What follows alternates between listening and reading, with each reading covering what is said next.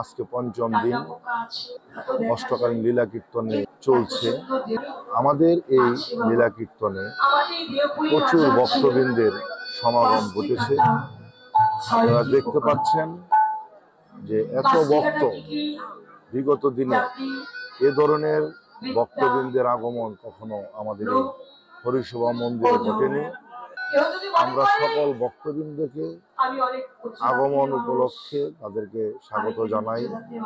আমাদের এই হরিসভা মন্দির পরিচালনা উন্নয়ন কমিটি মহানাম যজ্ঞ অনুষ্ঠানের যে আহ্বায়ক কমিটির সদস্য সচিব হিসেবে আমি সকলের কাছে আশীর্বাদ চাই যেন আগামীতে এ ধরনের অনুষ্ঠান আরো আমরা ব্যাপক আকারে করতে পারি এবং দুবেলা প্রসাদের ব্যবস্থায় যেন সকলকে সম্পৃক্ত করতে পারি।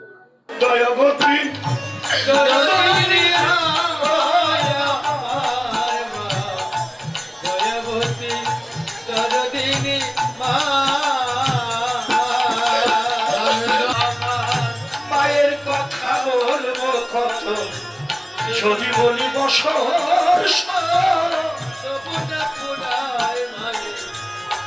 বর্ণনা আমি কোথায়